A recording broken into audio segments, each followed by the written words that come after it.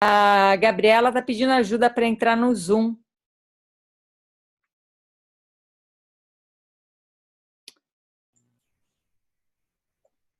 Pelo WhatsApp, ela tá te mandando mensagem? Ela mandou no Rei Jamalaia. Ah, vou ver aqui. Tá.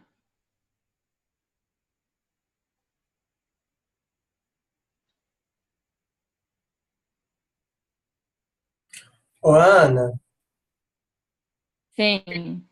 só enquanto não começa, lá no Zero Infinito o total lá tá menos 45. Aí antes estava negativo também. O que que tá rolando? É assim, quando existe alguma compra, alguma venda e uma parte só registra e a outra não, a gente vai ver isso lá no saldo final. Porque às vezes a pessoa registra, a outra demora para registrar, e essa é uma dinâmica que não atrapalha no processo, só dá essa informação de que alguém registrou, ou registrou um valor errado, ou o outro correspondente não registrou. E a gente dá um tempo para ver, por exemplo, antes estava menos ainda, porque era eu que não tinha registrado a compra que eu fiz da Cuca e a venda que eu fiz para ela. E ela tinha registrado tanto a compra como a venda. Então a gente tem que ver aonde mais teve esse. Mas é uma coisa que não interfere no jogo, mas a gente vai vendo como a gente pode entender, por exemplo, o meu motivo de demorar foi falta, né, de estar assim na internet e não achar que é tão importante essa consolidar, mas é importante, só não é tão importante. Então eu fui lá e fiz e atualizei. Mas a gente vai ver quem é que de repente comprou, quem foi que vendeu e não fez a. É só isso que aconteceu. Provavelmente. Então vamos lá, vamos começar. Como é que é, Richard? A Gabriela está conseguindo? Estou esperando o retorno dela. Mandei os links para ela, Ah, tá. mas estou monitorando aqui. Tá. Ela entrou agora. Tá. Oi, Gabi, conseguiu então? O link é o mesmo todas as semanas. Então, se tiver ele aí salvo, ou até no próprio Zoom, você consegue só entrar por ele. Não precisa renovar, não precisa mudar o link, tá bom? Oi, gente. E às vezes, quando dá Ainda... problema, desliga e liga de novo. E Sim, aí, eu Gabi? aquele lance no site mesmo, o mesmo, né? Eu não estava conseguindo, mas aí eu consegui no É, dedo. Acho que foi só eu consegui. Obrigada. tá. Muito bom. É, você ia trabalhar alguma coisa aqui? Você ia trazer alguma coisa para quarta-feira, Gabriela? Fiquei muito curiosa com a questão do espelhamento, de como fazer. Eu conheço o espelhamento da comunicação não violenta e queria ouvir como que é, porque eu para saber mais sobre isso. Uhum. É assim, existe um caminho e um pensamento para poder praticar o espelhamento dessa maneira que a gente vem praticando aqui.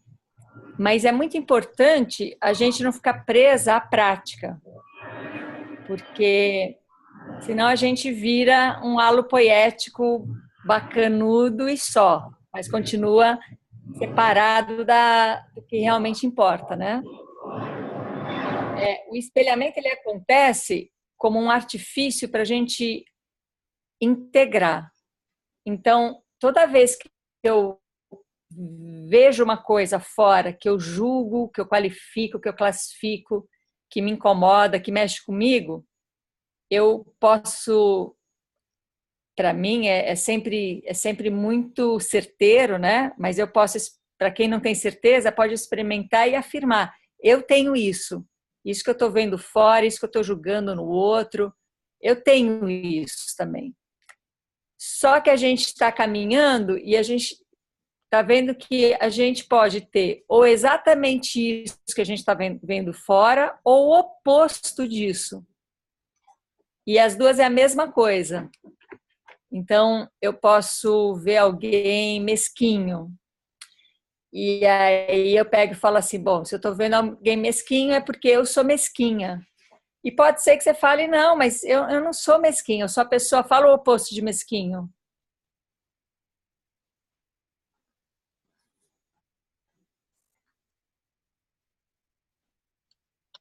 Que dá as coisas, que entrega, que é aberto, Então, generoso, né? generoso. Então, eu sou generoso. Então, tá, eu vou falar, não sou mesquinha, porque eu sou muito generosa, mas eu estou vendo o outro mesquinho. Se eu sou generosa, é porque também tem em mim mesquinhez, senão eu não precisaria ser generosa. A gente vem trabalhando a dualidade e para integrar a gente precisa reconhecer o oposto. Então, se por um lado eu vejo fora mesquinhez, eu vou poder espelhar mesquinhez em mim ou espelhar generosidade em mim.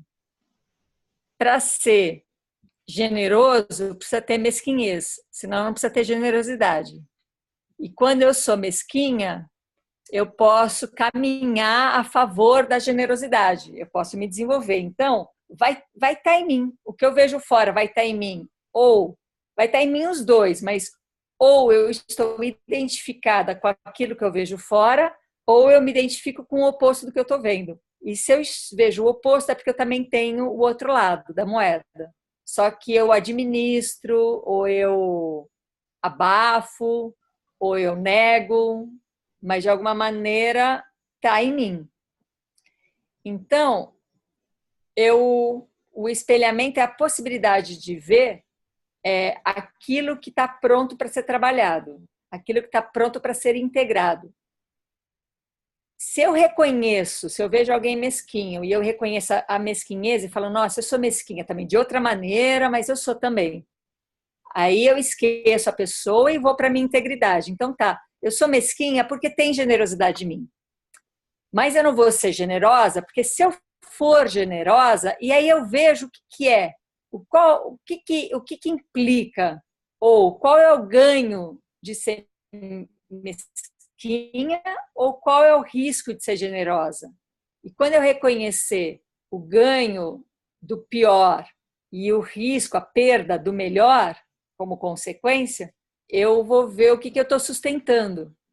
Aí eu deixo de sustentar. Então, por exemplo, digamos que eu reconheço que eu espelho alguém está sendo muito mesquinho comigo. Aí eu espelho isso e falo, tem mesquinhez em mim. Aí eu não reconheço. Então eu vou propor, e falo assim, tem generosidade em mim. Aí eu reconheço, é verdade, eu sou muito generosa.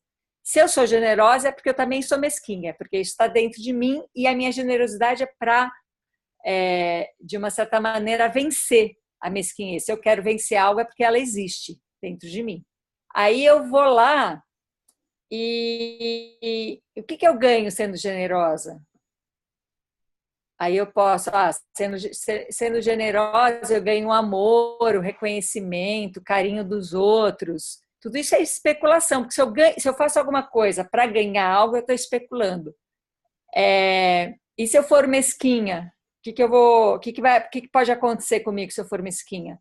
Aí ninguém vai gostar de mim. Então tá, o meu risco vai ser esse. Para integrar os dois, eu reconheço que tanto o generoso como o mesquinho é a mesma coisa, um depende do outro, um segura o outro, um sustenta o outro. E aí eu abro mão disso. Então eu arrisco abrir mão de ganhar todos os benefícios da minha generosidade e arrisco de perder todas as consequências da minha mesquinhez. Tá, eu vou perder, então eu vou parar de me identificar com essa pessoa que está atrás de reconhecimento. Ou, se eu reconheço que eu sou mesquinha, o que eu ganho sendo mesquinha? Eu ganho proteção. Ninguém abusa de mim. E aí eu vou arriscar isso. Então tá, eu vou arriscar me colocar nessa situação onde eu não vou mais me proteger.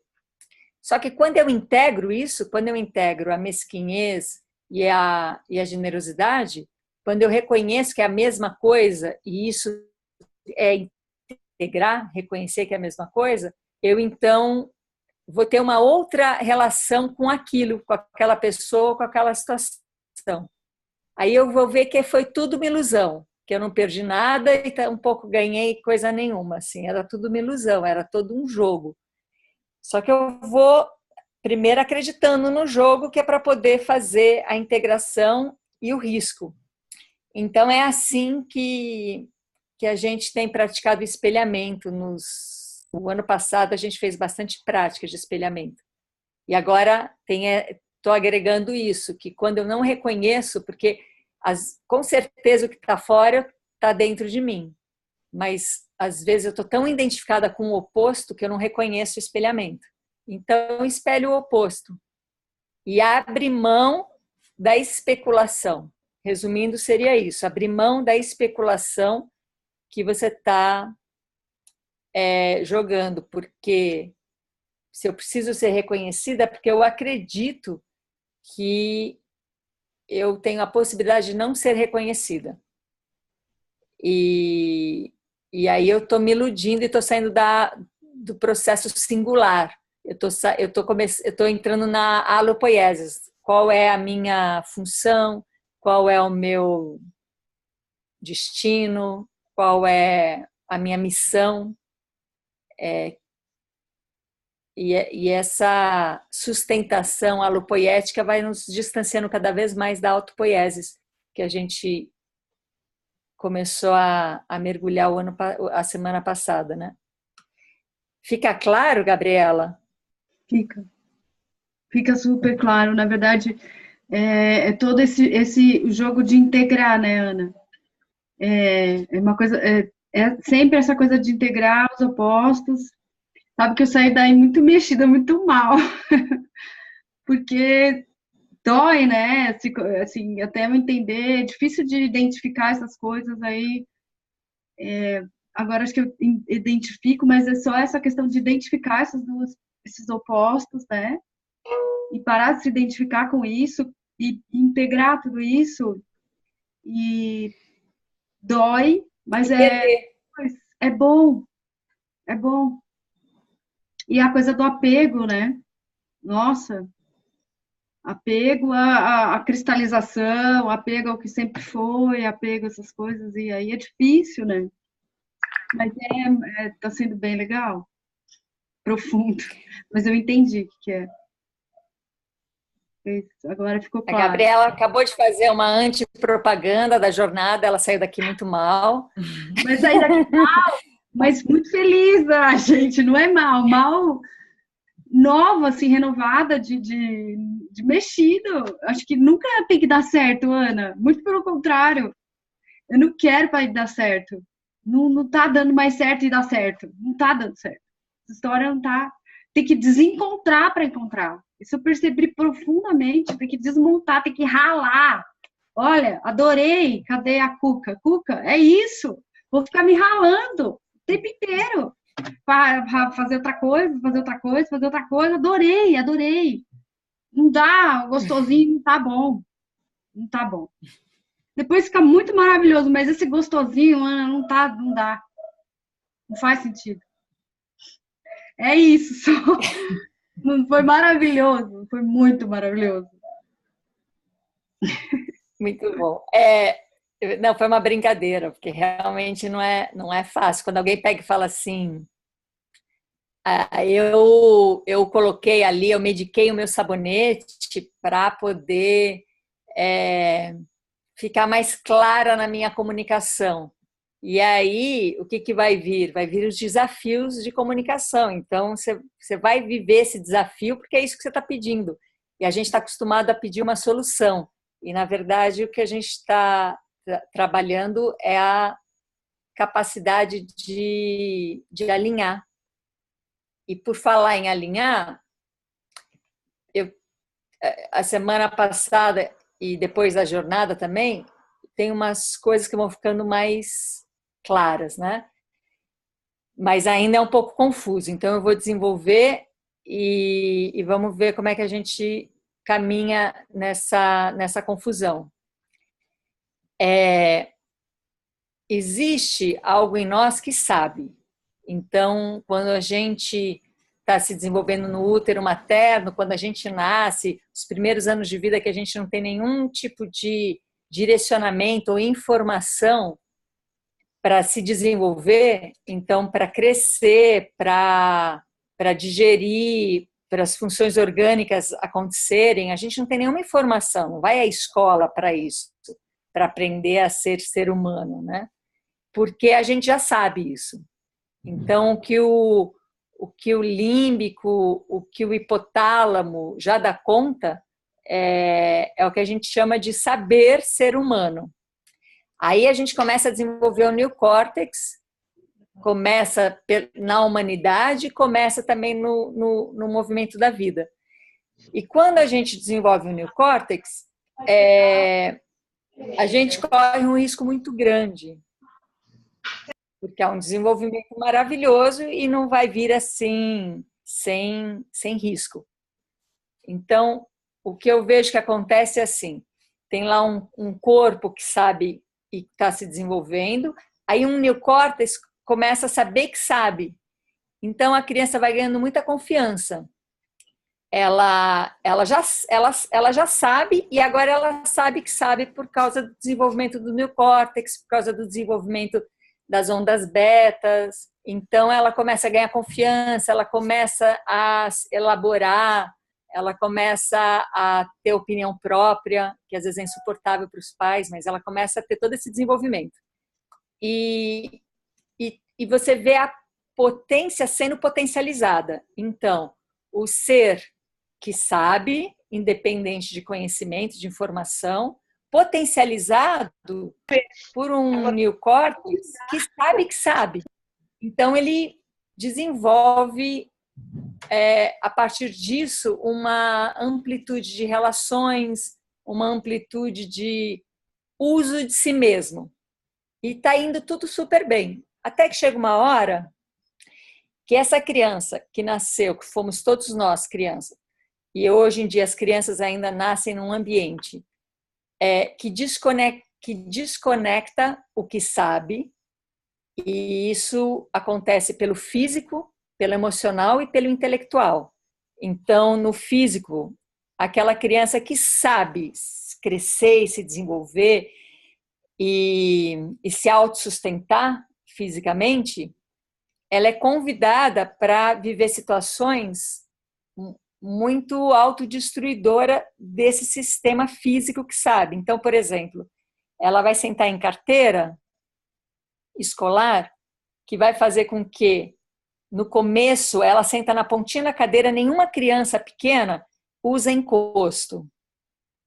O encosto não serve para a criança, porque a coluna dela está indo em direção à cabeça, e a cabeça em direção à coluna, e esse encontro gera uma autossustentação. Nenhuma criança usa o encosto. Então, você vai na primeira classe, no prézinho, sei lá, quando as crianças começam a sentar em carteiras, todas estão sentando na ponta das cadeiras e estão muito íntegras ali, muito interessadas para o que está vindo. Aí ela começa a viver uma situação que gera uma desconexão desse ser que sabe existir numa classe, numa sala de aula. Por exemplo, ela começa a receber informação que o corpo dela não vivencia aquilo. E isso vai gerando um colapso físico. Ou ela começa a ficar tão interessada no que pode, na especulação do que está acontecendo, isso quer dizer o quê? Ela fica tão interessada porque ela sabe que se ela prestar atenção, ela vai tirar nota boa e ela vai levar uma estrelinha e ela vai ser mais amada, que ela se debruça agora sobre aquilo. Ou ela quer sair dali, ela olha para fora da janela, vê o parquinho e quer sair e não pode sair, então ela desiste fisicamente da presença e, de novo, ela colapsa. E todos esses movimentos faz com que a nossa cabeça e a primeira vértebra se desencontrem. E esse processo é um processo destruidor de quem sabe. Não tem como alguém conscientemente reproduzir da mesma qualidade aquilo que acontece por natureza. Então, por natureza, a coluna da gente está indo em direção à cabeça, porque a cabeça está indo em direção à coluna. Depois eu entro em detalhes disso, mas por natureza isso acontece. Ninguém vai conseguir conscientemente reproduzir isso com a mesma qualidade. Pode imitar isso, mas vai ser uma representação que está usando outro tipo de recurso para isso. Então, a gente começa a ver desde criança ali, principalmente depois dos 10 anos, a criança colapsando, a coluna dela não vai mais em direção à cabeça, porque a cabeça dela não cai mais em direção à coluna, porque a cabeça dela deslocou, por qualquer motivo que seja, ou porque ela não quer estar lá, ou porque ela quer muito ser reconhecida lá, ou porque ela não está assimilando o que está chegando, ou ela está com excesso de informação que gera uma saturação. E isso faz esse movimento com a cabeça. Então tem um deslocamento, assim, aqui fica maior do que atrás, né? A cabeça, o nariz vem para o meio do rosto, não ficam mais os olhos no meio do rosto. E gera essa não relação com a coluna, e a coluna então colapsa. Ela dá aquela caída, aquela que a mãe um dia vai falar assim, direita essas costas, né? Põe o ombro para trás. E isso que eu estou chamando de colapsar. E tudo isso aconteceu por quê? Quem sabe foi desconectado. Então tá lá, o ser que sabe desconectado e recebendo um monte de informação e se acreditando um ser alopoético, quer dizer, um sistema aberto que depende de informação, naquele corpo que está desconectado. Então, se quem sabe está desconectado, quem sabe que sabe vai tomar conta do desconectado e vai ampliar o desconectado. E vai virar um saber perigoso, um saber um saber na mão de alguém que está desconectado do seu próprio saber. Seria o mau uso de todo o conhecimento. Então, por exemplo, se eu estou primordialmente desconectada na primeira fase do saber, só pela existência humana, e eu recebo informações, como eu estou desconectada, aquilo que sabe é que toma conta, então vira uma grande força especuladora e uma grande força autodestruidora. Seria dizer que, como eu me sinto impotente porque eu estou desconectada, eu vou atrás do poder. E aonde tem poder, tem impotência. O poder, ele substitui, o poder, ele vem para sanar a impotência. E aí a gente vai querer cada vez mais poder, porque estamos impotentes por natureza, estamos impotentes na essência de quem sabe, na desconexão primordial da vida, a gente está impotente, então a gente vai buscar poder. Aí esse poder, para compensar a impotência, começa a entender o que é potência. E agora esse poder quer buscar a potência. Então, não sai da linha do poder. Eu continuo na impotência, compensando com poder e depois compensando com a busca de potência para esse poder. Então, eu sinto que existe uma coisa de base que se a gente não traz junto ao mesmo tempo, a gente vai ficar correndo atrás do rabo. Esse ser que somos todos nós, por essência, que sabe, por natureza, precisa se reconectar. Ao mesmo tempo que quem sabe que sabe está ativo, é os dois ao mesmo tempo, é paradoxal. Por exemplo, se eu estou numa relação com uma criança, com meu filho, com a minha filha, e eu estou impotente, eu vou usar o meu saber que sabe, sei que sei, como poder. E aí eu vou me relacionar com essa criança com poder. Mesmo que esse poder seja uma grande imitação da potência. Por exemplo, eu vou falar com muito amor, com muito carinho, eu vou falar com respeito, mas eu estou falando do poder que está buscando a potência, então fica fazendo esse jogo. Aí a gente reconhece que na real o que está acontecendo é que eu sou um ser impotente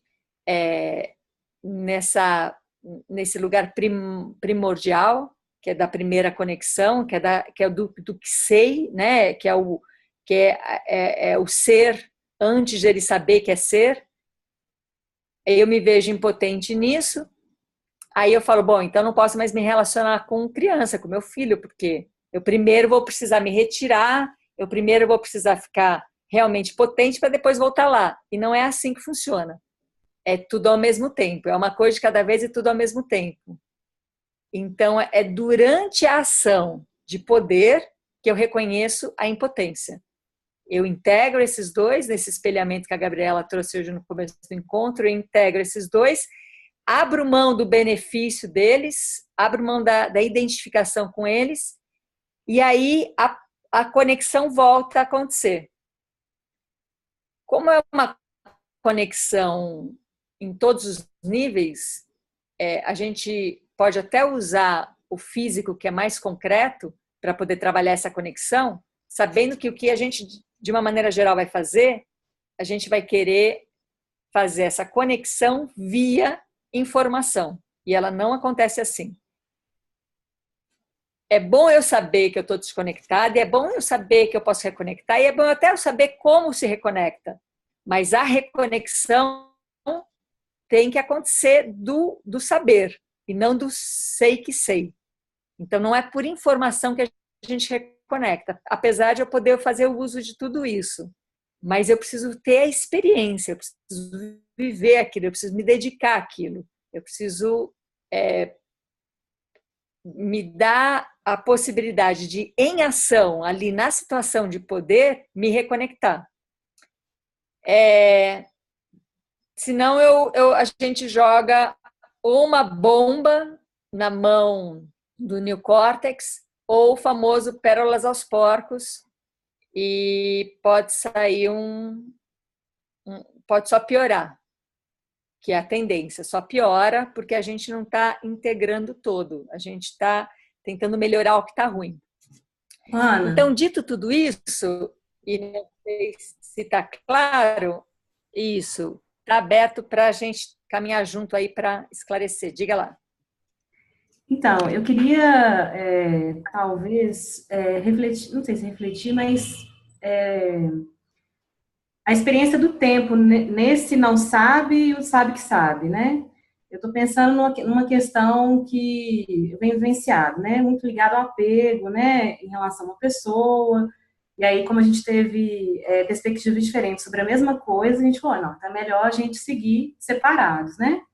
Então, teve momentos de muito apego e momentos, no caso meu, né, assim, eu senti ainda, né, a lembrança, né, de momentos felizes e infelizes, mas também, de repente, assim, né, assim, exercitando, querendo ou não, uma prática, né, fazendo esse exercício, teve momentos, assim, do nada, que, de repente, eu senti uma libertação incrível, assim, nossa, não tá mais pesando, é como se eu tirasse um peso. Aí, em outros momentos, vem de novo a lembrança e a vontade de agarrar aquela lembrança. Então, assim, a minha questão vem em relação, eu acho que tem um tempo também, assim, né, é o indas e vindas, que é fluxo, né, então, assim, eu vou ter, talvez, momentos que o peso vai sair, que o peso vai voltar, mas eu fico pensando nessa questão do tempo, assim, até, porque eu fico muito nisso, o tempo vai resolver, porque e aí eu fico pensando, será que eu também estou criando uma expectativa em relação ao tempo, assim?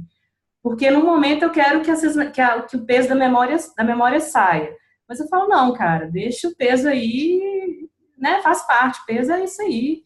Né? Pode ser que sim, pode ser que não. E às vezes eu fico com a expectativa de que o tempo vai resolver.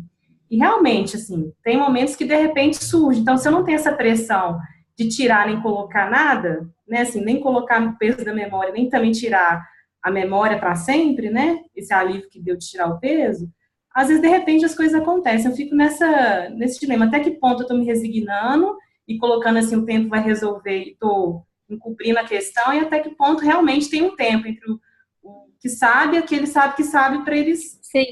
Não sei se está claro, que eu acho que até eu fiquei confusa. Então, tá. Então, Luciana, todo mundo aqui vai ter que experimentar o próprio caminho e gerar o seu processo e poder compartilhar com os outros o seu processo. Não existe um único caminho para todos nós. O que dá para perceber quando você está falando é que está falando de um lugar de expectativa, de solução, porque expectativa, se o tempo resolve, então eu já tenho uma expectativa que o tempo vai resolver. Se vai resolver, é porque eu estou buscando solução. Então, a sua fala está caminhando neste lugar linear e nesse lugar dualista, que tudo bem, quem vai dizer que isso está errado? É um caminho. Agora, eu estou falando de um caminho paradoxal, e esse caminho paradoxal, ele tem um rigor. Ele não é certo, ele não é a salvação, ele não desqualifica nada mais, não é uma seita, não é um dogma, mas tem um rigor nesse pensamento e nessa prática. E esse rigor, ele é assim, não existe expectativa e não existe solução para problema nenhum. Se eu tenho um problema que ele não tem solução, é um problema falso. Ou, se eu tenho um problema, eu vou desenvolver as perguntas e não as respostas para ele, porque eu desenvolvendo as perguntas, eu vou trazendo o que realmente importa desse problema. A integridade, ela caminha para o paradoxo, porque a dualidade, que é um caminho para o paradoxo também, ela traz essa mente linear. Hoje eu tenho um problema, com o tempo pode ser que venha sanar meu problema, eu também vou administrar as questões. Então, é um processo linear e um processo dualista, porque tem o hoje e tem o amanhã e tem o ontem. Tem a memória e tem a ausência de memória, como você disse. Então, tudo isso quem faz é o neocórtex. E o neocórtex é maravilhoso. Porém, o neocórtex sobreposto ou sustentado por um sistema límbico e um sistema de hipotálamo desconectado, é isso, é o que temos. E um caminho nessa integração é reconectar o sistema primordial, primário, porque o neocórtex é um sistema secundário, então uma reconexão do sistema primário, ao mesmo tempo que o neocórtex está em criação, inclusive ele vai fazer parte dessa reconexão. Então, eu não tenho absolutamente nada contra nenhum caminho que qualquer pessoa fala, eu acredito nisso e vou seguir isso. Não me faz mal nenhum a pessoa seguir algum outro caminho. Mas a nossa prática aqui, a gente está dando uma chance para o paradoxo. Então, e eu reconheço na sua fala a busca de um equilíbrio na dualidade, que é possível também, só não é o que a gente vai fazer agora. Mas também é possível alguém querer só equilibrar a dualidade, né? Eu reconheço que tem algo em mim ruim, logo eu sei que tem algo em mim bom, e aí eu vou ficar administrando isso e fazendo uso disso. É uma possibilidade. E o convite da gente é de integrar, que não vai ter esse tipo de jogo entre uma coisa e outra, né? Então, vamos lá. Tudo bem, Luciana? Alguém mais ia falar também sobre esse sistema que a gente vai trabalhar a reconexão dele?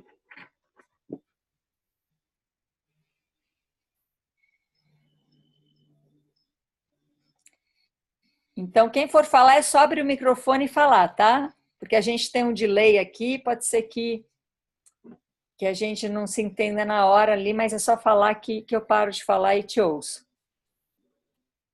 Então, tá claro, na medida do possível, e gerando uma dualidade, né? Gerando um sistema primário, um sistema secundário, para poder integrar tudo isso, está claro esse caminho? E que a gente é desconectado porque a gente não, o nosso sistema primário não está funcionando da maneira que ele funciona quando ele é conectado, da maneira que funcionou quando a gente era criança, ele não está mais funcionando assim. Eu não digo que a gente deveria ter um corpo de criança, mas a conexão primordial é para o resto da vida. E essa conexão primordial, ela tem muito a ver com a relação da cabeça com a primeira vértebra. E essa conexão, ela foi desconectada. E a gente, a partir dessa desconexão, a gente está criando compensações. Então, por exemplo, os músculos estão trabalhando para essa reconexão, o alongamento, né? As atividades físicas, o policiamento, sabe quando alguém fala assim, eu preciso me policiar para manter a minha postura? Ou a ideia de postura, porque para o sistema primordial não existe postura. Isso é uma ideia que se busca para compensar um corpo que está desconectado. Então, a semana passada, quando eu comecei a falar sobre o paradoxo, falei que a gente ia começar a entrar em algumas práticas corporais para poder ter mais claro isso. E é isso que eu vim trazer, então. Pode ser? Podemos caminhar por aí? Tá. Vocês repararam que eu estou sem óculos, não estou quase vendo ninguém, mas se ninguém está falando nada. Mas se fizer assim, eu enxergo. Então, vamos lá. Cruzem os braços, por favor. Cruza o braço.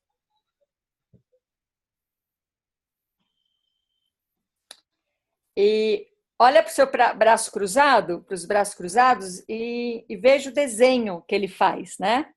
Tem um braço por baixo, tem um braço por cima. Agora, inverte. O que estava em cima fica embaixo, o que estava embaixo fica em cima. Continua cruzado, só que faz agora o oposto.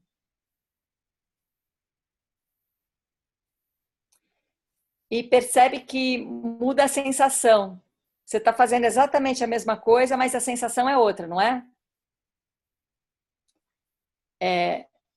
Pode soltar os braços. Isso é para dizer que a gente tem uma sensação.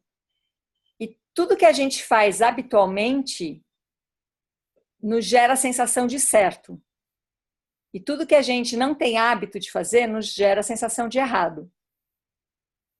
O braço, a gente, ou cruzar os dedos, é uma coisa genética que faz a gente cruzar um em cima do outro. Não é uma coisa, não é um hábito e não é uma coisa errada. Mas de tanto a gente cruzar o braço pela nossa genética, a gente se acostumou a cruzar dessa maneira. E se cruzar de outra maneira, vai dar a sensação de errado.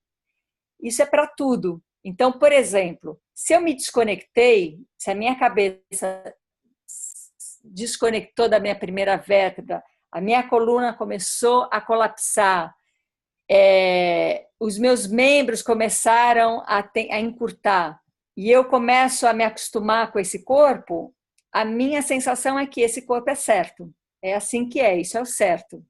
Então, se alguém está fazendo uma postura, tentando imitar uma postura que tem a ideia, o ideal de ser certa, uma hora você fala para a pessoa, relaxa.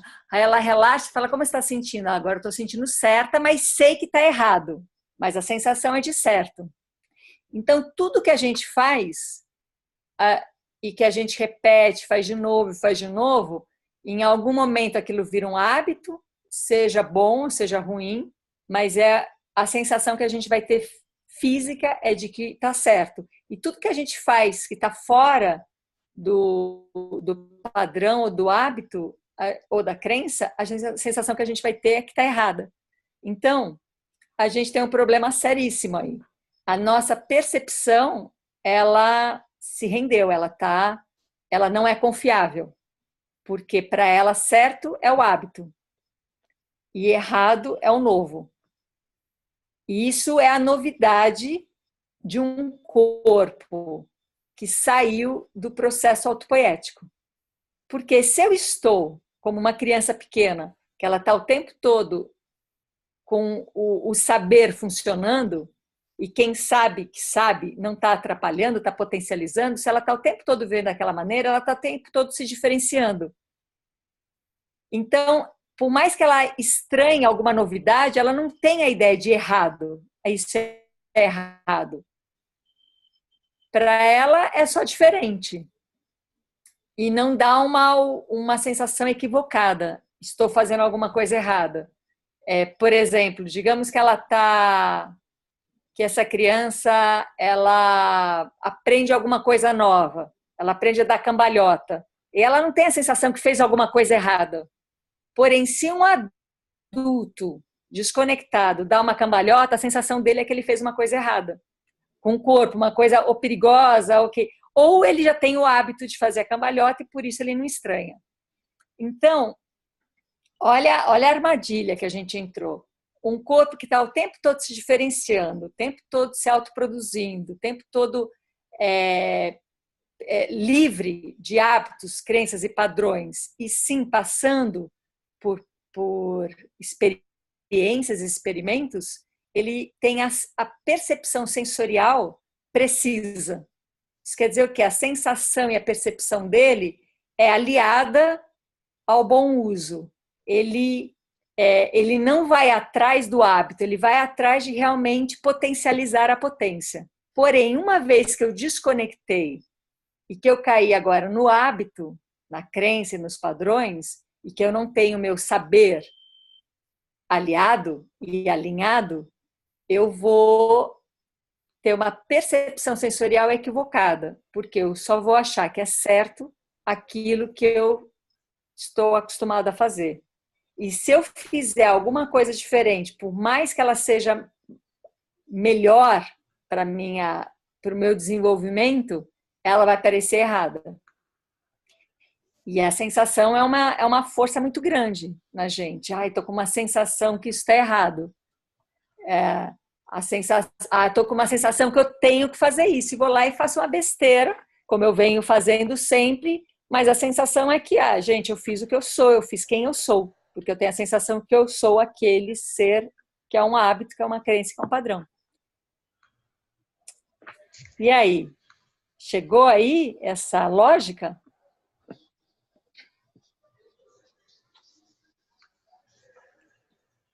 Vocês estão me ouvindo? Ana, Tá. um tapão na cara, né, ouvir isso, porque é muito isso, né, essa coisa da repetição. Assim, eu tenho vivido muito isso e a gente no encontro, essa coisa do talismã, me pareceu muito interessante, né, quando as coisas, um problema, é um talismã, e eu estou vivendo essa história de repetição de um mesmo padrão, e enxergando como um talismã. Agora, por que repetir? Por que repetir? É que fica, meu Deus do céu, por que repetir? 25 anos repetindo. Aí fica, por que eu estou repetindo isso? Por que eu estou repetindo? Então, porque a sensação que a gente tem, a percepção sensorial que está equivocada, né? Que ela está ligada agora aos hábitos, a sensação nos leva a repetir. Porque eu tenho a sensação que aquilo está certo. E isso em todos os níveis, físico, emocional e intelectual. Não tem saída. Se eu tenho o processo primordial desconectado, a minha percepção sensorial ela está equivocada, porque eu estou falando de uma perspectiva, isso não é uma verdade absoluta. Nessa perspectiva, toda a percepção que vive num corpo desconectado, e quando eu falo corpo, é físico, emocional, mental, psíquico, seja o que for, essa percepção ela é equivocada. E quem nos faz agir é a nossa sensação, é a nossa percepção, a nossa sensação. Então, não é para ser um tapa na cara, é para ser um abraço carinhoso, para dizer que quem sabe em nós como a gente continua vivo, como a gente continua tendo filhos conectados. Quem sabe em nós ainda sabe. O problema é que está entulhado de desconexão. E essa desconexão, ela aconteceu por um motivo. Ela não aconteceu por um acaso. A desconexão acontece quando a gente entra na especulação, quando a gente acredita que a gente vai ganhar alguma coisa. A gente desconecta pelo bem. Então, se eu vivo num ambiente onde a singularidade ela não está incorporada nesse meio ambiente, onde eu sou comparado, onde eu entro em competição, se eu vivo num ambiente onde eu acredito, algo em mim acredita que é ilegítimo e que precisa fazer alguma coisa para se tornar legítimo, que é ser alguém na vida, que é virar uma máquina alopoética, né? Alo quer dizer o outro, um outro. Então, um outro me produz. Então, se eu estou nesse sistema, é bem capaz que eu me seduza por ele e falar, entendi, então. Então, se eu me desconectar, se eu agora for atrás da luz fora de mim, eu vou ser alguém na vida, eu vou me dar bem, eu vou ser amado, eu vou ser aceito. Então a gente fez isso, a gente sobrepôs e desconectou algo que está ali. Tem algo que está ali que só está esperando a chance de voltar a estar em conexão. E o mais interessante é que como a coisa já está ali, já nasceu ali e ainda está ali, a gente só para de fazer o errado, para usar a linguagem dualista ainda, a gente só para de fazer o errado para o certo acontecer. E quando se integra isso, não tem nem certo nem errado, tem algo singular acontecendo, que tal eu não tenho mais a sensação, a minha percepção não está mais ligada a isso está certo, será que isso está errado? Será que vão gostar de mim se eu fizer isso? Ela não está mais ligada nisso, porque não tem mais certo e errado. Tem um ser que está o tempo todo se transmutando, o tempo todo se criando, o tempo todo renovando, o tempo todo se diferenciando. Então, a percepção não fica mais de certo e de errado, fica de integração e conexão, aonde a gente sabe que esses dias, acho que já é a terceira vez que me mandam esse vídeo, é bem bonito esse vídeo que tem no TED. Eu vou pôr lá na rede Amalaia, porque eu não lembro de cor qual é. Mas é uma pesquisa de um centro americano, que é a pesquisa mais longa da história. Eles já estão há 75 anos, ou pelo menos quando foi feito esse vídeo, com essa pesquisa acontecendo. Já está na 4ª geração de pesquisadores. E a pesquisa é o seguinte, eles querem saber o que faz o ser humano viver bastante e feliz. Então, ter uma vida longa e feliz. E aí eles veem que não é nem dinheiro, nem sucesso, nem fama, nem reconhecimento, nada disso. O que faz o ser humano viver, segundo essa pesquisa, muito bem e por muito tempo, é a capacidade de se relacionar e de confiança na relação. Então, se eu tenho uma relação, quanto mais eu tenho relações com pessoas que eu sinto que se eu precisar de ajuda, ela vai aparecer, quanto mais eu tenho vínculos com as pessoas, por essa pesquisa, melhor você vive por mais tempo.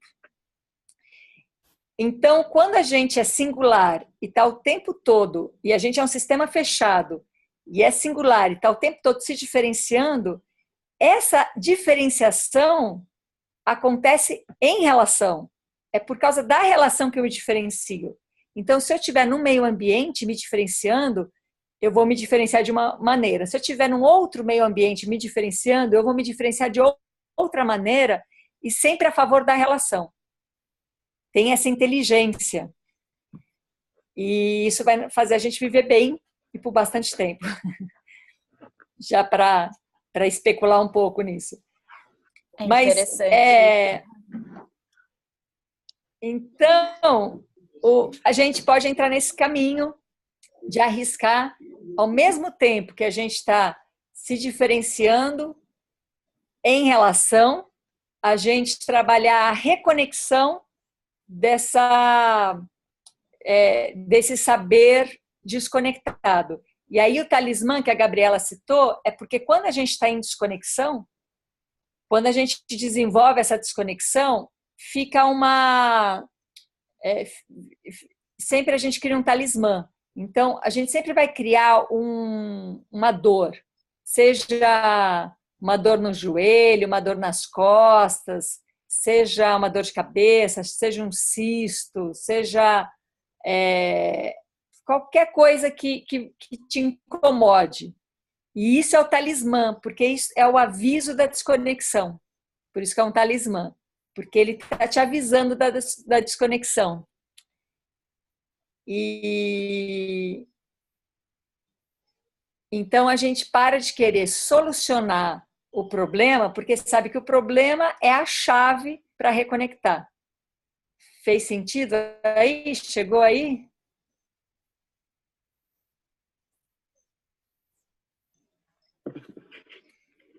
Então é isso, as nossas dores não são nossas inimigas, são as pontes de falar, opa, peraí.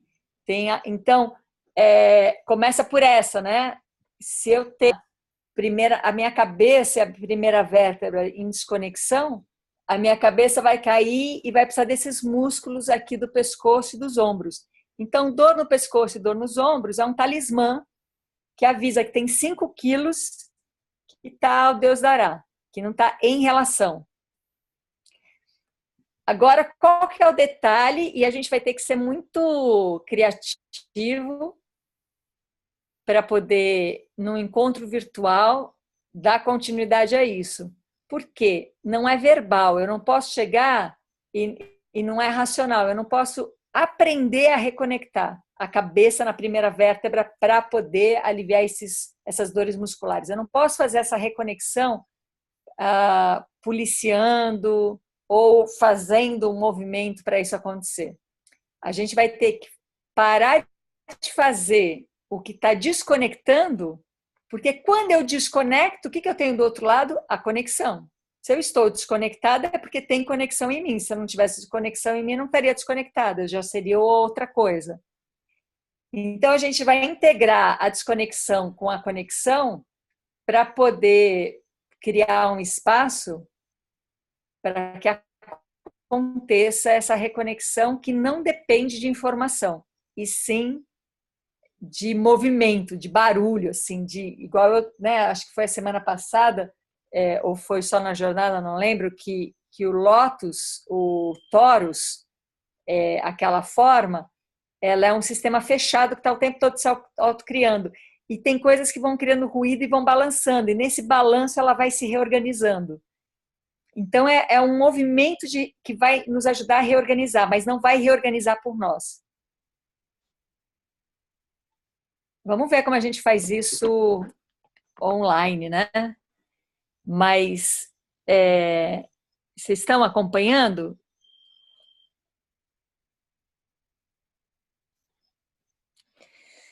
Então tá. Então, antes de terminar hoje, vamos já fazer uma prática. E vamos fazer uma prática que não tem nada a ver com isso, mas só para a gente perceber o que é o movimento que faz alguma coisa reorganizar, né? Então, vou continuar com a coisa dos olhos, porque é um canal que a gente tem usado e é um canal que dá conta disso. Faz o seguinte, faz uns 2 giros de olhos assim para um lado e 2 giros para o outro, e vê qual é a sensação, assim, o peso, a fluidez disso, a dificuldade. Então, gira 2 vezes os olhos para um lado e gira 2 vezes os olhos para o outro lado.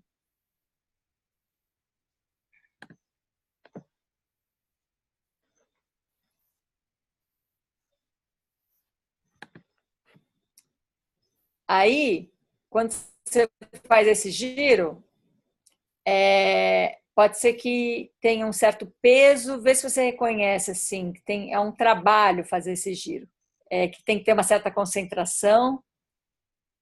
Agora, fecha os olhos e faz os movimentos, faz uns 3 para cada lado, mas faz de olhos fechados.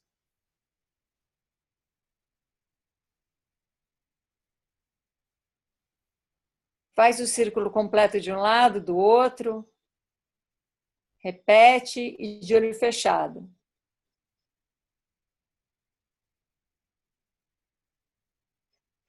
Aí abre os olhos de novo e faz de novo de olho aberto agora. E vê se muda a sensação. Vê se ficou mais suave, mais leve.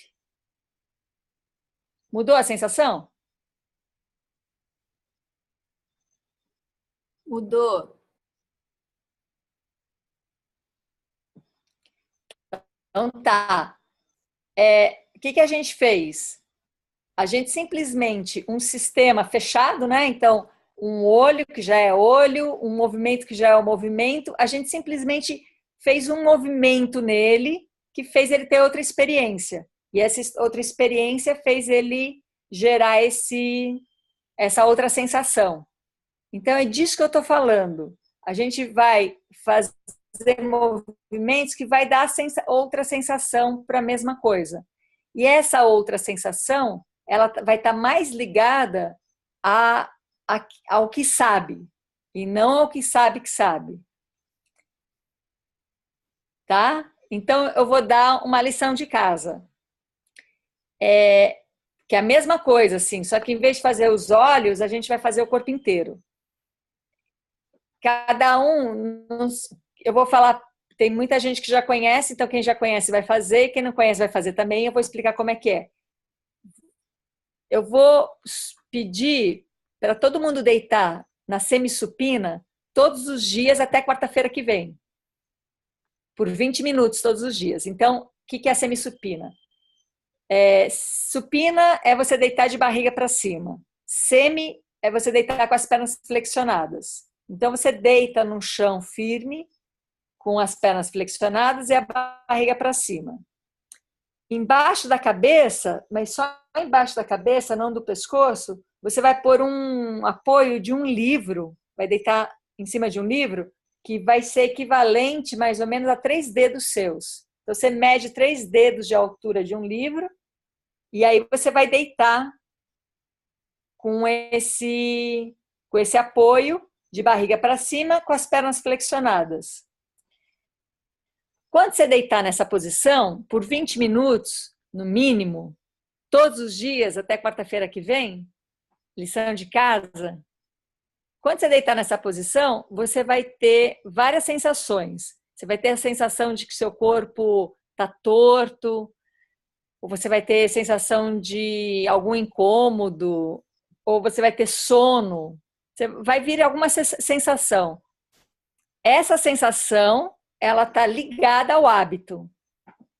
E a gente vai ultrapassar essa sensação. Isso quer dizer o quê? A gente não vai obedecer à sensação. Então, se vier a sensação que você está torto, você não vai se arrumar. Porque a sensação, ela é do hábito. E o torto é alguma coisa que está mudando e o arrumar é voltar a ser como você obedecer ao hábito. Vai dar a sensação de sono e você não vai dormir. Você vai ficar de olhos abertos e ultrapassa a sensação. 20 minutos só. Só para a gente perceber que a sensação ela vai vir e essa sensação ela está ligada ao hábito. Quando a gente deitar e ficar numa posição, por que é essa posição? Porque é uma posição de vantagem anatômica. E quando a gente deitar isso quer dizer, facilita esse processo, né? E quando você deitar nessa posição e você não ceder à sensação da percepção equivocada, você vai se aproximar mais de um espaço para que quem sabe, começar a atuar. Então, é um exercício de semissupina. Esse é um exercício que vem da técnica Alexander, é uma prática que, se alguém quiser pôr no Google, provavelmente vai ver esse esquema do livro, a posição, você pode até tirar dúvida. E aí são 20 minutos por dia, no mínimo. Pode ter mais tempo e pode ser mais vezes ao dia, mas pelo menos uma vez por dia e no mínimo 20 minutos.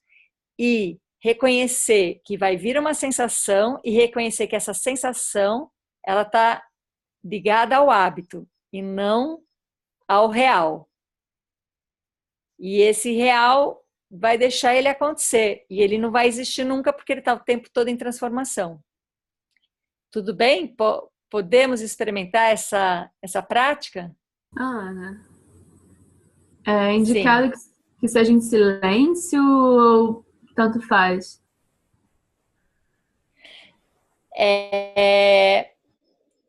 Tanto faz, na verdade. É que quando você está numa situação onde tem mais coisa acontecendo, você vai ter que lidar mais com sensações que estão ligadas aos seus hábitos. Então, por exemplo, você está num lugar com barulho, de repente você vai ter alguma sensação, ou você está, sei lá, com as crianças correndo em volta de você, de repente você vai ter uma sensação, só que essa sensação está ligada ao hábito, e você não pode reagir a ela. Então, pode ficar do jeito que você quiser, aonde você quiser, mas vai ficar cada vez mais difícil se você tiver provocações que vai te levar a reações, e o exercício é para não reagir. São 20 minutos onde você não reage às suas sensações habituais. Então, é mais fácil, não deixa de ser difícil também, mas é mais fácil você se retirar por 20 minutos para poder focar já nessas sensações que vão ser grandes, vão vir muitas sensações, sensação de dor, sensação que está torto, sensação que está perdendo tempo, sensação de que está fazendo uma coisa errada, não sei, vão vir sensações. E essas sensações são seus hábitos. E se você inibir a reação dessas sensações, ela passa, porque ela não se sustenta. E quando ela passar, você vai ficar mais perto de quem sabe e não de quem não sabe e que está criando o hábito para poder compensar. Vamos experimentar isso? Tá fácil, né? Alguém disse que queria fazer uma pergunta. Fala. Foi eu. Tudo bem? Eu tenho reconhecido as expectativas vindo na minha cabeça e aí, como é um hábito, né, muito, muito forte, muito antigo, e aí eu estou usando um recurso, assim, de criar uma narrativa, e aí eu começo a criar narrativas absurdas no entorno das expectativas, e vou, esgoto, e aí ela se zera. Dá uma sensação de zerar, né? E aí eu acho que eu criei um recurso, assim, mas eu queria também saber o que você pensa a respeito disso. Mas tem funcionado. Mas eu estou criando só mais um recurso também, né? Eu acho maravilhoso criar recursos. É isso que eu faço, eu fico criando recursos, que são artifícios. O problema é quando a gente se identifica com ele e se apega a ele e agora faz dele a nossa verdade. E para de voltar para o processo que realmente importa, que é esse processo de estar o tempo todo na diferença e nessa autopoiesis. Então, Julie, vai na sua, acho maravilhoso. Eu estou identificando. Mas não se identifique com ele.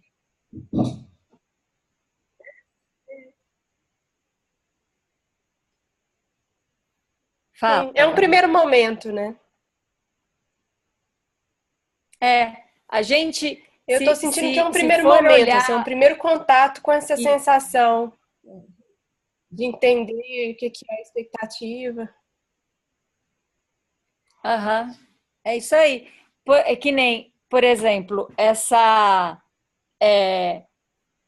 experiência, né? De repente a gente voltar a se conectar fisicamente, ou emocionalmente, ou intelectualmente, mas quando a gente, como é tão concreto, físico, né? Quando a gente volta a se conectar fisicamente, dá vontade de não se mexer. Nossa, me encontrei, de nunca mais sair daqui. E assim que eu faço isso, eu já perdi. Porque a conexão não é a identificação com ela. A conexão é um caminho, é um fluxo, né? Então, quando você encontra alguma coisa, um recurso, um artifício para poder gerar um movimento, mas saber que você não está criando uma outra coisa, você está gerando um movimento no seu torus. E esse movimento te abre perspectivas, maravilhoso. Agora, se você se identificar com isso, você vai continuar criando um outro ser, e não esse ser que você pode criar. A Kelly falou que sentiu vontade de sentar na beira do sofá. Eu também vou ficando cada vez mais na beira aqui. Então, todos os recursos são bem-vindos. Desde que a gente... Por isso que a gente não fica mantendo práticas. Se tem uma prática que a gente vai fazer sempre, é a de inventar prática, de parar de não ficar repetindo e reproduzindo por muito tempo a mesma prática, porque senão a gente começa a virar um dogma, uma igreja que pratica a salvação. Em cima desses, Então vai lá, Júlia, manda ver e desapega. Fala, Richard. em cima desses recursos que a gente cria, eu li um livro de design uma vez, que ele sugeria que você alterasse a forma que você interage com objetos, né, para você perceber como é que é o design com aquele objeto. Por exemplo, escovar os dentes com a mão esquerda, se você usualmente usa a direita, né? Então, você deixa de fazer o automático, né? Porque você nem pensa como você escova os dentes, você pega a escova e vai e usa. E na hora que você faz ao contrário, com a outra mão, você interage de outra forma, você sente como você pega a escova e usa dentro da sua boca. Você está ali presente usando, né? E assim, escrever com a outra mão, é um recurso que você usa para ficar mais presente e criar uma relação no aqui e agora, com aquele objeto, com as coisas, enfim, né? É um recurso bem legal.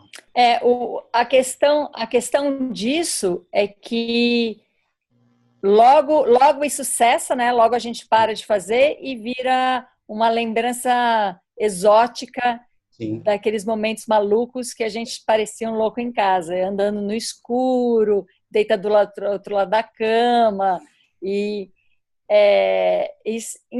Então, o problema é que nada disso sustenta, porque essas práticas, que podem ser realmente caminhos para a gente ter uma outra percepção e outra sensação, ela vira só um momento exótico, uma gincana da gente mesmo, né?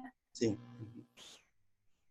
Porque a gente talvez não esteja dando conta que, na verdade, a nossa sensação, quando a gente faz alguma coisa habitual, você fala, tá certo. Quando eu vou escovar os dentes com a outra mão, que não é habitual, eu vou ter uma sensação de mau jeito, né? Por isso que vira uma coisa exótica só. Mas se a gente começa a entender que a ideia do certo, ela é uma percepção equivocada, um processo sensorial desconectado, que agora deu como hábito o certo. Então, tudo aquilo que é certo, que a gente faz e que está certo, eu faço isso direitinho, e é sustentado pelo hábito, na verdade, só é certo para o hábito. E não para o fluxo da vida. Agora, pensa que a gente faz isso fisicamente emocionalmente, intelectualmente. Então, eu sei das coisas e é o certo. Eu sinto isso e isso é o certo. Eu tenho esses hábitos e eu sinto bem. Tá ruim, mas tá bom. Esse é uma encrenca, né? Fale, quem chamou aí? Eu, Isadora. Tô com a Cuca. Diga. Quando você fala que as sensações na semissupina, elas são sensações ligadas ao hábito, que a dor é ligada ao hábito e tal, não sei o quê. Tá, eu já sei quais são eu já tenho esse material. Talvez eu esteja adiantando da semana que vem, mas eu não entendi. Eu não entendi de que hábito essa dor aqui fala, né? Esses procedimentos, essas coisas que vão aparecer. Eu não consigo visualizar de que hábito elas estão. O que essa dor está apontando como assim? Tá. Então, deixa eu só começar respondendo para a Inês, que ela perguntou se pode ser uma toalha. Não, tem que ser um livro ou um pedaço de bambu, porque tem que ser algo bem firme, que desse, porque a gente vai alinhar a cabeça com a coluna, né? Acontece assim, Isadora, você está ali deitada na semissupina, aí vai vir uma dor. E essa dor é porque está numa posição favorável para o fluxo do corpo e tem algo no seu corpo habitual que está anti-fluxo. Então, vai ser uma briga entre ficar numa posição de vantagem anatômica num corpo habituado a estar sempre em desvantagem anatômica. Então, a dor vem desse conflito. Se eu insisto na vantagem anatômica e não obedeço à sensação de ficar arrumando, a vantagem anatômica ganha, porque ela tem mais consistência. Então, se eu continuar deitada, essa dor vai passar, sem eu fazer nada. E isso é uma grande experiência para confiar que realmente tem algo que sabe em nós. Então, as dores vêm porque a posição é vantajosa e o meu hábito é o não vantajoso. Então, por isso que vem a dor. E a ideia de torto vem porque a posição de vantagem te dá um alinhamento, só que o hábito é desalinhado e eu vou ter a sensação de que eu estou torta quando eu estou trabalhando o alinhamento. E mesmo que eu esteja torta fisicamente ali, e aí começo a me incomodar, eu não faço nada. Porque quem é que vai trazer o certo, o alinhado para aquele corpo? Vai ser o hábito. Deixa torto, não tem problema. Alguma coisa acontece sozinho aí. Vocês vão ter que deitar todos os dias para ver isso. Mas então você está dizendo que passa, que dali a um tempo passa. A gente fica na posição, vem uma dor e dali a um tempo passa. Pois é, eu já estou vendo outro padrão. Não passa, talvez eu tenha que ficar mais tempo, porque eu fico exatamente os 20 minutos.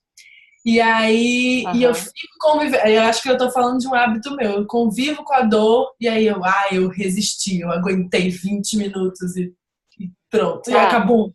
Quando eu falo que passa, talvez não é nos 20 minutos. Talvez ao longo de 3 meses deitando todo dia na semissupina, aquele fluxo ele se libera, né? E quando a gente pensa nisso, pensa no apego com a dor. Então tem um outro hábito aí, né? O hábito de resistir, e não é para sofrer. Não está aguentando de dor, levanta. Depois deita de novo. Vai encontrando o lugar e o momento. Às vezes a dor, ela vem... vai dando esse tempo. Se a dor é muito grande, faz 5 minutos, começou a dor, fica um pouquinho ali, vê que hábito ela te apresenta e aí levanta. E aí depois deita de novo 5 minutos. Assim, se a gente... Se os nossos carros eles fossem autopoéticos, eles quebrariam, aí a gente deixaria ele estacionar na garagem e eles ficariam bons. E eles iam se consertar sozinhos. Isso é uma máquina autopoética. A semissupina é a garagem autopoética. Então, se você ficar ali numa posição de vantagem anatômica, permitindo que quem sabe atue, você vai se alinhar. Não tem saída. É uma posição que não te dá outra escolha. Agora, se você está ali cheio de especulação e respondendo aos seus hábitos, você vai continuar na semissupina e não aproveitar a vantagem anatômica e ficar refém do hábito. A Luciana falou, isso me faz pensar no tempo. Leva tempo a dor deixar de ser dor, sentir o hábito e deixar o hábito ir e vir. Sim, eu adoro o tempo, Luciana. É só o tempo que deixa a gente existir aqui. Não sou contra o tempo, não. Leva tempo mesmo. Ana. Bom, fala. Eu lembrei da Breno. primeira vez que eu me encontrei com você, que foi presencialmente aqui em Uberlândia, e aí foi numa vivência de 2 dias. E aí um monte de gente estava perguntando sobre como, você estava falando dessa conexão, e um monte de gente perguntando como fazer isso no dia a dia e tal. E aí você passou essa postura, deu uma visualização e tal, aí você... E aí eu peguei e falei assim, não, eu vou fazer sim. Meu orgulho falou assim, não, eu vou fazer todos os dias que eu quero me conectar. Mas aí não durou muitos meses e eu desisti. É incrível, é difícil mesmo, porque a gente vai, imagina, a gente vai deitar na semissupina todos os dias, a gente vai perder um reconhecimento de nós mesmos e que às vezes a gente não está disposto a isso.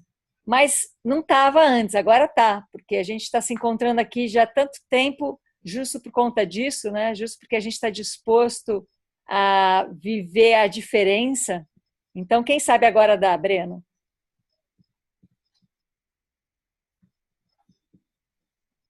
Mas dá preguiça mesmo de deitar.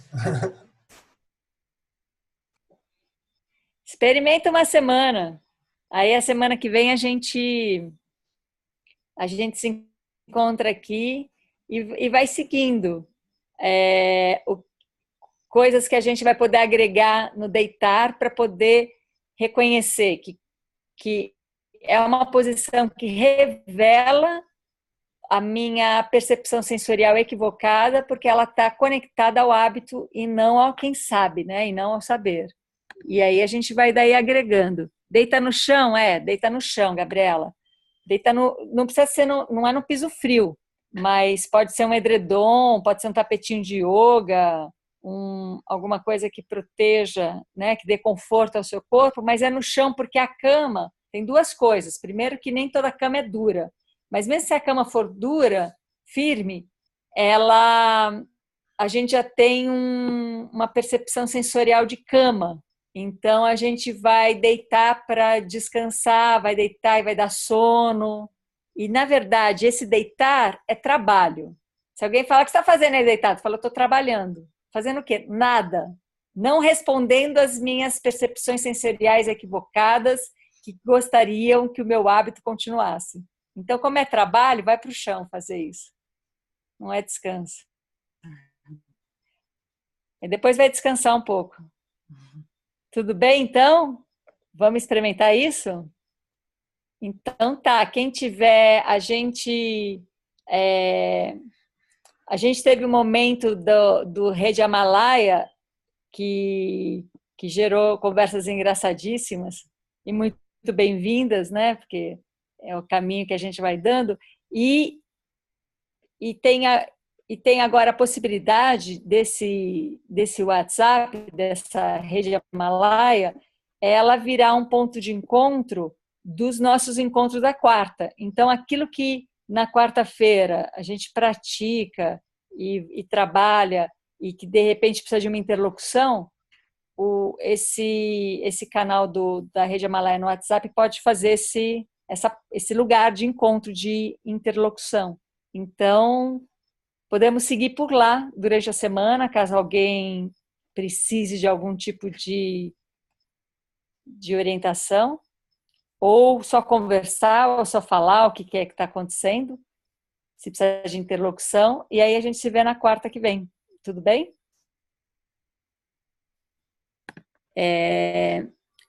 Eu não estou na rede, você me inclui, como faz para entrar? Então, para entrar na rede, está no site, não está? Está no site. Entra no site do Amalaia, Comece por aqui. naquele Comece por Aqui, e aí lá vai estar o link para poder entrar na rede. Tá? E pode sair a hora que quiser. E pode entrar de volta a hora que quiser. Não, de repente, você está lá na rede, a rede está muito ativa, sai à vontade. Não gera nenhum mal-entendido, nenhum mal-estar, em mim, pelo menos. Então, fica à vontade de sair, tá? E voltar e entrar, sair e entrar. Então, tá bom. Vamos embora? Obrigada, Richard, por sustentar aí essa conversa. E a gente se vê em breve, quarta que vem. Em pé.